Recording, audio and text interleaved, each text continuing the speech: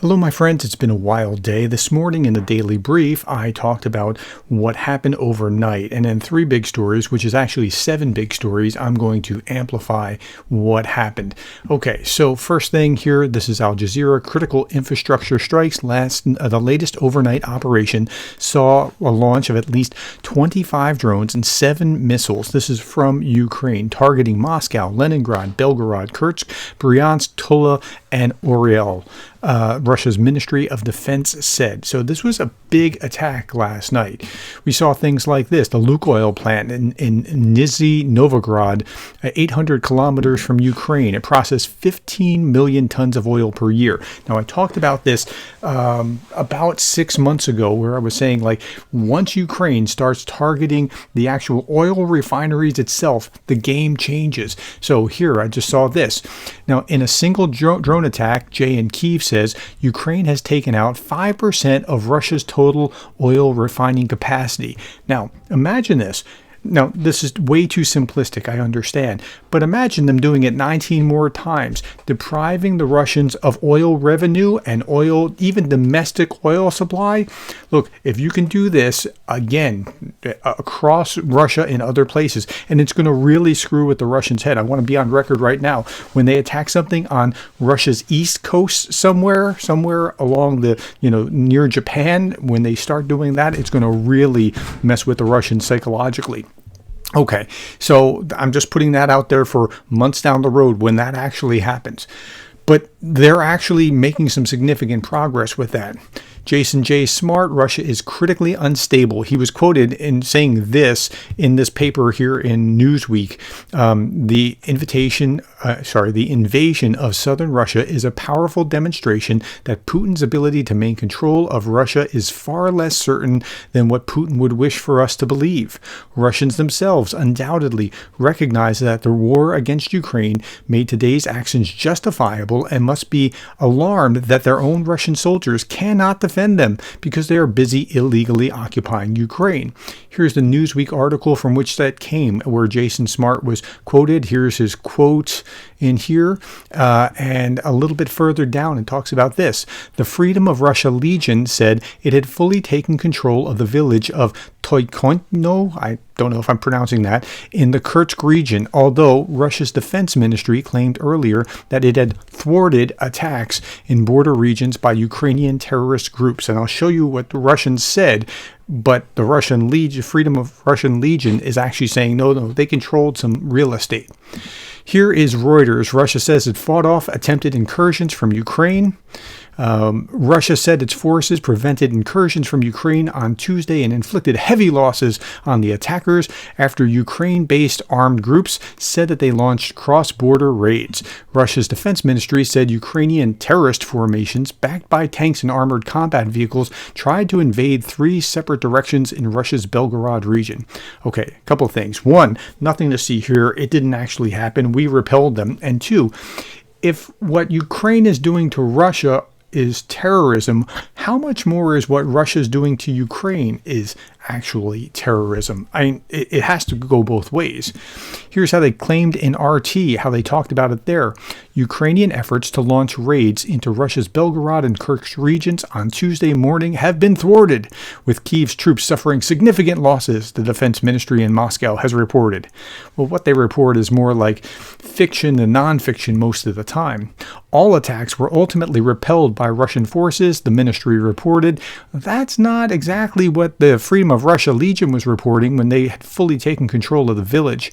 Okay, at any rate, it claimed that Ukrainian troops were forced to retreat without breaching the border. No, they breached the border after suffering heavy losses and being targeted by missiles, artillery, and aviation. Kyiv's forces lost up to 60 servicemen, 5 tanks, 1 armored combat vehicle. Okay, this is just, it's just make-believe at this point. Okay, let's keep looking at some other things. Oh, what a lovely day. Map of today's military activity by the Ukraine armed forces in regions across western Russia, including the border regions. 10 regions were impacted by UAV strikes, ground forces fighting in Kursk and Belgorod regions along the border with Ukraine. That's a lot of activity in one day. So it's pretty substantial what just happened. I mean, if you were paying attention on any day this week, this was the day to be paying attention. Okay, if you want a little bit more evidence, this is Jay Smart again. Local news from Belgorod complains of large traffic jams as residents flee incoming Russia Legion, both of which are parts of the military, and RDK, both parts of the military. The Belgorod People's Republic will be a reality when Russia's liberation from Putin is complete. They're saying it's going to break apart and be something else. Yeah, maybe they should have a buffer state between Ukraine and Russia called the Belgorod People's Republic and the Kursk People's Republic, and make sure that they're neutral. That's what Russia wanted after all. But look at the traffic, all jammed to get out of Dodge. Okay.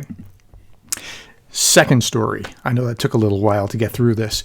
Czech Prime Minister, the Czech initiative receives commitments for 200,000 more artillery shells. So they were going for 800,000 total. They have 300,000 rounds already. A further 200,000 rounds in a non-binding agreements are now locked and loaded, ready to go. And great. They're doing such a great job.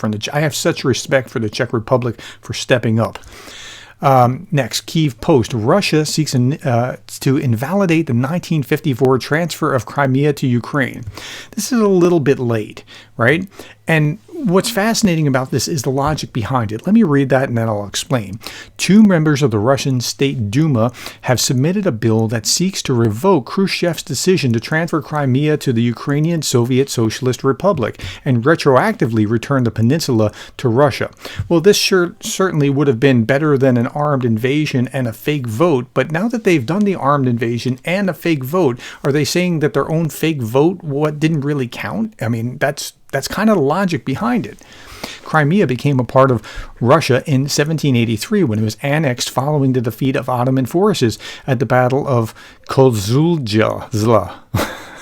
In 1954, Soviet government transferred Crimea from the Russian Soviet Federation of Socialist Republics to the Ukrainian version of Federation of Soviet Republics.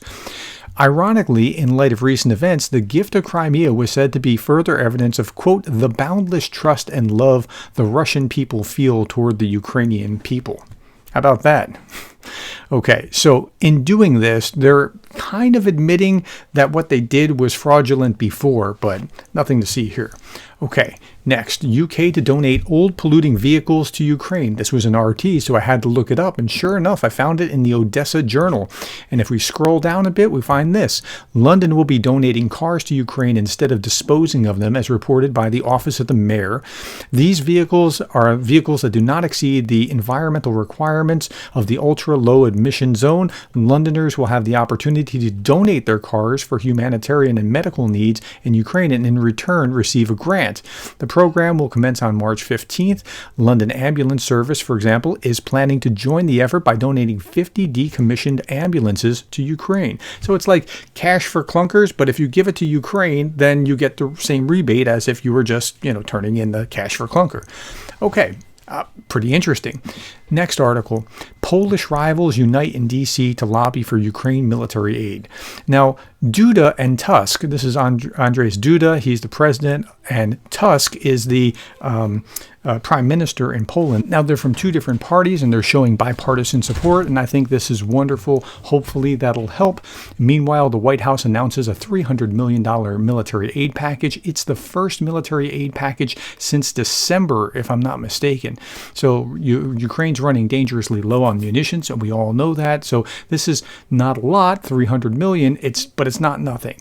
And then finally, Putin lies A to Z. We only bomb military targets. Well, they bomb apartments and bistros and churches and dog parks, elementary schools, food courts, gyms, hospitals, ice rinks, jewelers, kennels, libraries, museums, neighborhoods, operas, pools, Quakers, restaurants, skate parks, theaters, universities, voting booths, wineries, yoga classes, and zoos. All right, that's all that I have.